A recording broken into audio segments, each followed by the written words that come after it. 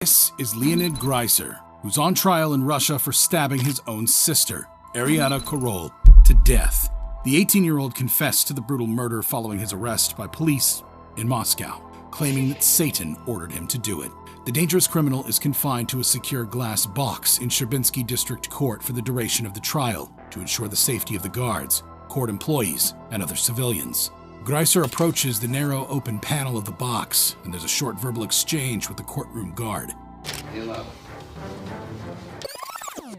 He retreats behind the tinted window, but suddenly stops dead in his tracks as an idea comes to him. Watch again as the expression flickers across Greiser's face in a moment of dawning realization. With an air of intent and determination, he stoops down, putting his hands through the narrow horizontal window, gripping the outer panel as he tries to pull his upper body through the opening. Unfortunately for him, his head is too big to fit, so instead, he leans back and swings his right leg out of the window, hoping to exit feet first. Watch as the female guard puts her hands through the window to grab his leg, and he moves back towards the center of the box, out of reach of the officers. However, another plan has started to form for Greiser, and he looks toward the ceiling of the box, searching for an alternative escape route. Seeing that the situation was about to evolve further, the male courtroom officer beckons him back toward the access window to divert his attention. They speak for a minute, and Greiser seems to calm down.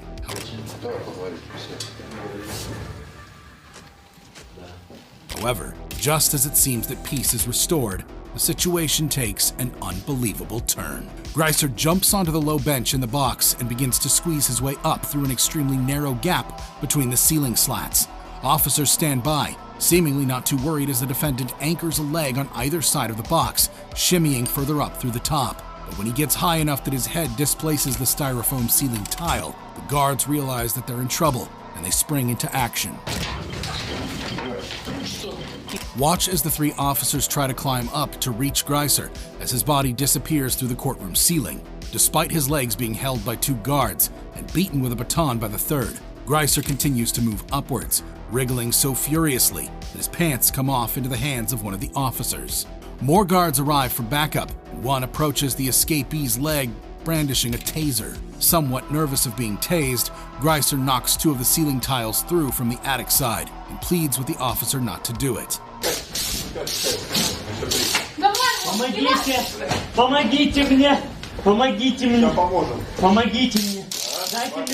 The guard continues to wave the taser near Greiser's leg, and he starts to come back down through the ceiling, bringing a tangle of wires and tiles with him. Eventually, Greiser lowers himself back into the box, pulls his pants back up, and the hearing continues with him in handcuffs to prevent any further escape attempts. The daring defendant was ultimately found guilty of the murder, and he told the court that he had no regrets about what he did, as he was sentenced to mandatory psychiatric medical treatment. While the impending threat of imprisonment caused Greiser's body to spring into action to escape, some defendants, like Diana Lovejoy, face the opposite challenge. Lovejoy is in court charged with conspiracy to commit murder and attempted murder for a botched murder-for-hire plot in which her soon-to-be ex-husband was shot in 2016. The mother of one, who was known for her YouTube videos on cooking before her arrest, stood accused of hiring her gun instructor, Weldon McDavid Jr., to shoot and kill her husband, Greg Mulvihill. Lovejoy and Mulvihill had been going through a contentious divorce at the time, and as part of the final agreement, Mulvihill was required to pay her ex-husband $120,000. Following a dramatic trial, Lovejoy has been called back into the courtroom in Vista, San Diego, to hear the jury's verdict. It's a tense moment, and Diana bows her head toward the desk in nervous anticipation. As the forewoman announces that she has been found guilty, Lovejoy's shock is clearly evident, and her eyes widen as she looks at her defense attorney in horror. She continues to look stunned and aghast as the forewoman reads on, and she leans back in her seat with her eyes closed as she tries to process what is happening. Given the cold-blooded nature of the crime she has just been found guilty of, you won't believe what happens next. All right, we're going to need to take a break. You're down. And if we could have the jury go back into the... In case you missed it, watch again as she disappears out of the frame here before being quickly caught and lifted back into her seat by the prison guard. Although her eyes are open, Lovejoy seems to be in a catatonic state, and her head rolls about uncontrollably. The prison guard attempts to get her into a standing position, but a seemingly rigid Lovejoy collapses to the ground, eyes still fixed open. She's placed in the recovery position before receiving medical attention from a doctor present in the courtroom who thinks she might be suffering from shock. Though prosecutor Jody Breton suspects the whole incident could have been faked, I am skeptical because again, she's somebody who will hire a person to kill her ex-husband. Lovejoy is taken from the court to a waiting ambulance on a stretcher. After recovering from what ER doctors deem to be just a fainting episode, Lovejoy is brought back to court, where she is sentenced to 26 years to life for her crimes.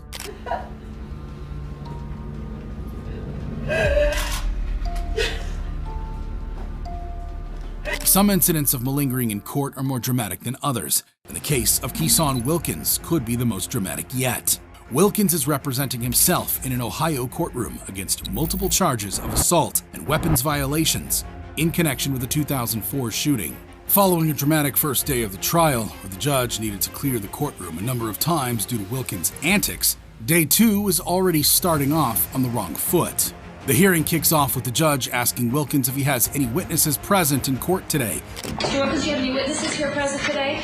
To which Wilkins replies that he does not. He tells the judge that he needs more time to prepare his defense, to which the judge admonishes him, telling him that he had months to prepare. You've had months to research this matter. This is why I suggested to you that you have counsel. Not willing to give Wilkins any more time, the hearing proceeds, and the prosecution calls a policeman to the stand as a witness. Once they have concluded their questioning, Wilkins begins his cross-examination, and you won't believe what happens next.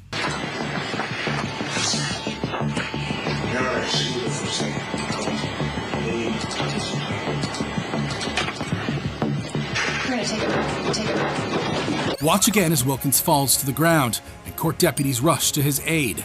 The judge, already familiar with Wilkins' flair for drama, seems unperturbed, and she calmly calls for the courtroom to be cleared yet again. The officers, who are trained medics, lift him back up into his chair, and a nurse checks him over, deeming there to be nothing wrong with him. See here how Wilkins sits, slumped in the chair, seemingly unconscious, as the judge asks for it to be put on the record that his breathing appears to be normal, and he seems to be acting as if he is asleep. The situation becomes even more bizarre as a deputy waves smelling salts under Wilkins' nose, A remarkable change, causing him to suddenly throw his head backwards and make a miraculous recovery from his feigned heart attack. The judge carries on with the hearing as Wilkins continues to sit in his chair with his head thrown back, and she reprimands him for his continued disruptive behavior. Despite being deemed healthy, Wilkins is eventually lifted from the seat and taken out of court in a wheelchair. Ultimately, his behavior didn't do him any favors, and he is sentenced to 42 years in prison. If you think Wilkins' antics were audacious, wait until you see Daniel Nicholson's attempt to escape the scales of justice. 35-year-old Nicholson is appearing at Christie's Beach Magistrates Court in Adelaide, South Australia, for a bail hearing in relation to weapons offenses and driving charges that he is facing. He has a long history of petty crime and drug use, and before attending court today, he got high on methamphetamines. As Magistrate Sue O'Connor announces that Nicholson's bail is being revoked, the drugged-up defendant stands up and pleads with her, putting his hands in the air. Nicholson was expecting to leave the court on bail again today. No, you can stop. And he's not happy to hear that this will not be the case. The judge orders him to sit down, but Nicholson becomes more irate and agitated. As shocking as Nicholson's earlier behavior has been, suddenly, things take a more dramatic turn. A sheriff's officer enters the dock to take control of the situation and calm Nicholson down, but instead, Nicholson jumps up onto the side of the dock, trying to climb over the glass panel at the top. Two officers grab him in an attempt to get him down, and he wrestles with one of them, locking arms as he falls back into the dock. He quickly springs back up and vaults to the dock, landing on the desk, as a police prosecutor wrangles him to the ground, pulling his pants down in the process.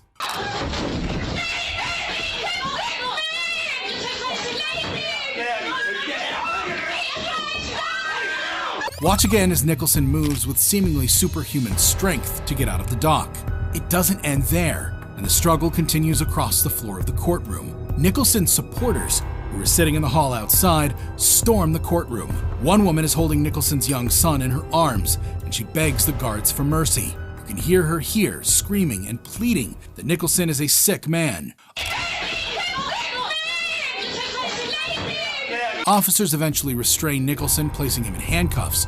2 of the sheriff's officers involved were injured. Nicholson was jailed for at least 12 months for the escape attempt, with the judge telling him to grow up, get clean, or face many more years behind bars. While actions like Nicholson's can be explained away by a desire to evade imprisonment, some behavior by defendants in court is so bizarre that no logical reasoning can be found for it, like in the case of Christopher Teal. Teal is appearing before Superior Judge Karen Donahue in King County Courtroom, Seattle. The 26-year-old is charged with rape and unlawful imprisonment after an incident where it was alleged he followed a woman into the bathroom at a car dealership, locked her in a stall, and sexually assaulted her. The victim had dropped her car off for servicing moments before the attack, which was only stopped when dealership employees broke into the stall and pulled Teal, who was 6'3" tall, off the woman. Teal's behavior in custody has been erratic up until now, and he's been involved in a number of violent incidents, including trying to headbutt a detective who was questioning him about the incident at the car dealership.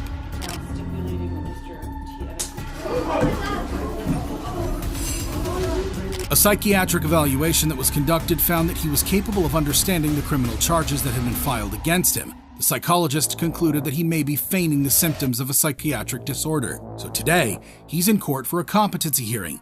Watch his demeanor as he enters the courtroom and looks around in a seemingly dazed state. His court-appointed attorney, Reed Birkland, stands next to him. Teal's handcuffs are removed by the jail guard, and the defendant continues to look around in a confused manner. As the prosecutor kicks off the hearing, Teal reaches his arm out towards his defense attorney, and the court officer grabs his arm down and tells him to stand still. You won't believe what happens next. Teal laughs, and then without warning or provocation, he turns to Birkland again and slaps him sharply. In case you missed it, here it is again. Watch as one court officer immediately grabs Teal by the back of the head, while the other holds him by the shoulders as they bring him to the ground.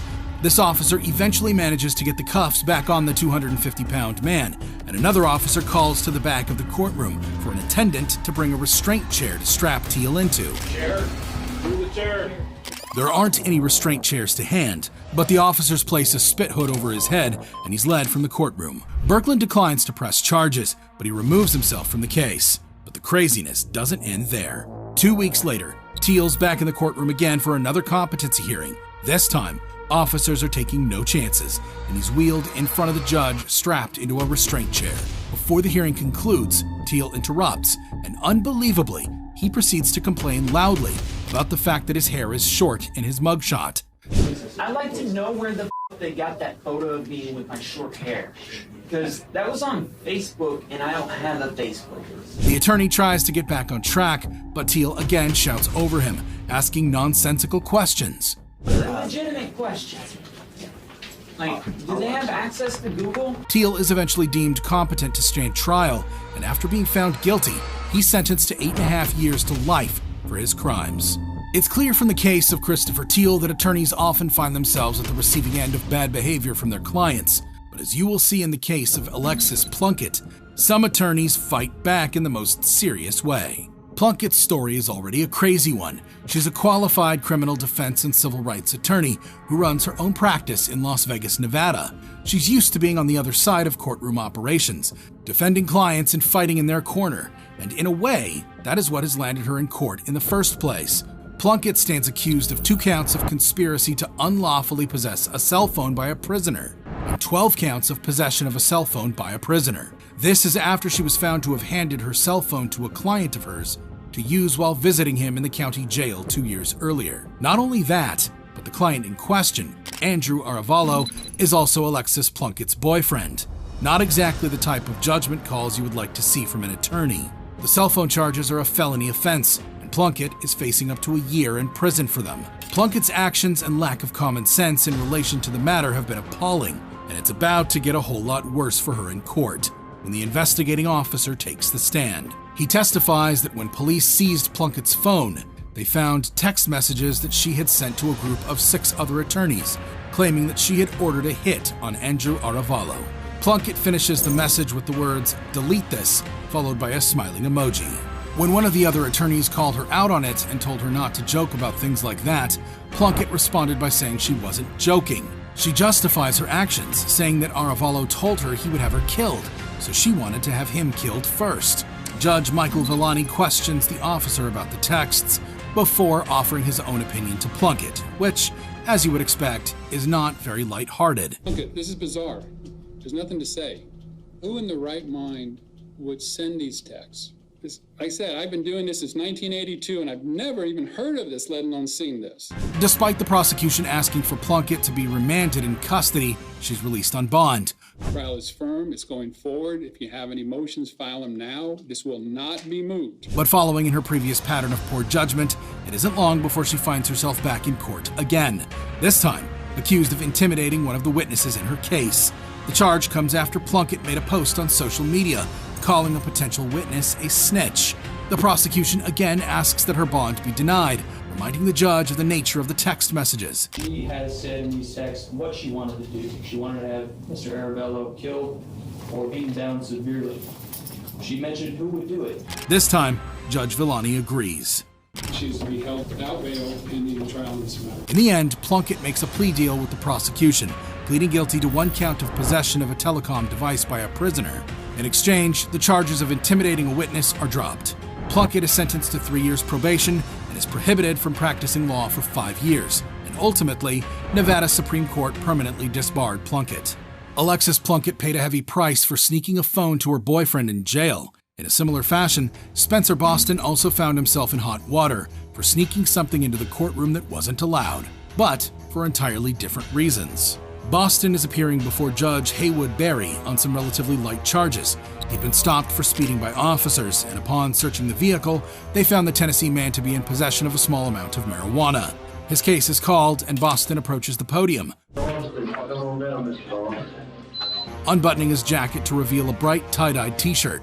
The defense attorney addresses the judge, telling him that Boston has requested to represent himself, while Boston stands patiently. Mr. Boston, he said he wants to represent himself in this case. However, Boston has some very strong feelings about the law, and he's about to make them be known. I think it's very unfair, the marijuana law here. I think we the people deserve better because marijuana is a very harmless drug, and it's been around for ages, since the 80s and 90s. Judge Berry quickly puts an end to Boston's speech, though he accepts that the law is probably unfair with regard to the criminalization of marijuana. I've heard that baloney all my life, so don't go any further on that. He gets the hearing back on track, asking Boston if he wants to face trial for the offenses. But if you want a trial, we can give you a trial. And when Boston says that he does, the judge consults with the court employees to set the bureaucratic wheels in motion. What happens next is a bold feat of temerity.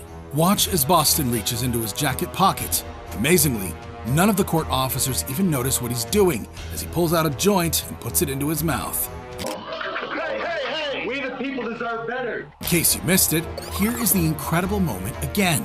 For his boldness, Boston gets an additional charge of disorderly conduct and contempt of court, as well as a second charge for possession of marijuana. He later gives an interview explaining how he managed to smuggle the offending joint into court without it being discovered. I ended up taping it to my actual chest. Boston spent 10 days in court for contempt before being released on a $3,000 bond.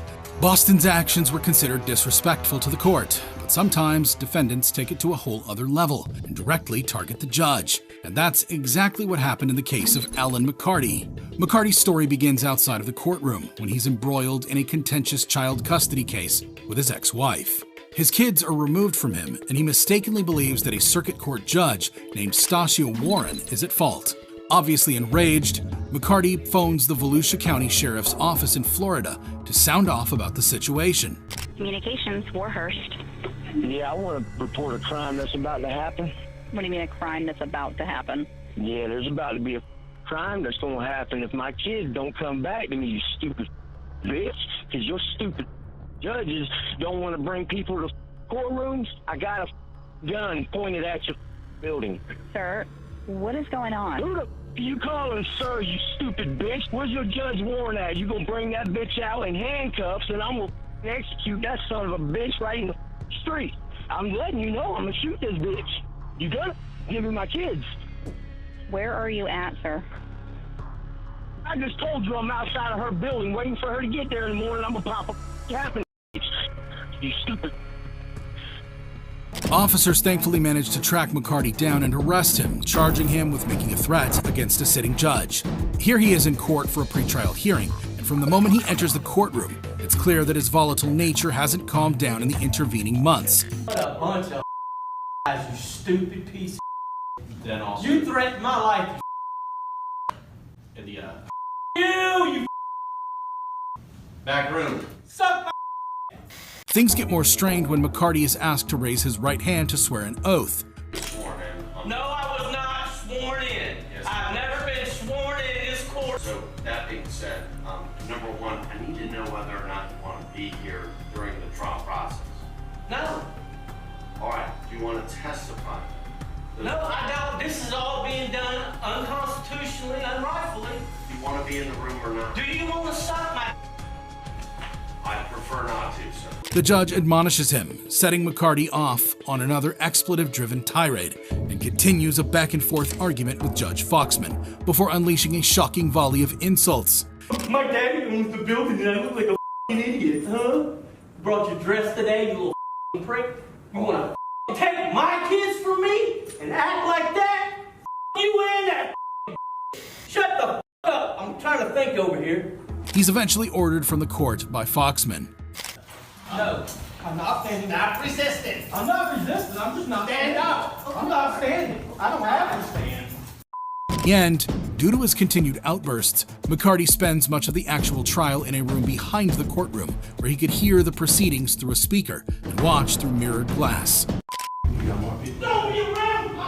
As Judge Foxman sentences him, giving him 20 years in prison for threatening the judge, and a further 10 days in jail for his actions in the courtroom throughout the trial process. Perhaps the most incredible thing about this case is that Judge Warren, who McCarty made the original threats against, wasn't even the judge who made the decision in the custody case. And on top of this, it emerged that McCarty didn't even have custody of the kids to begin with. Take my kids from me and act like that? You and that. Over the course of the trial, he insulted almost everyone involved in the process, including his very own public defender. McCarty's mother was present in court during the sentencing hearing, and although she didn't want to speak, McCarty's attorney Ryan Bellinger said that Mrs. McCarty did wish to apologize for her son's behavior in court,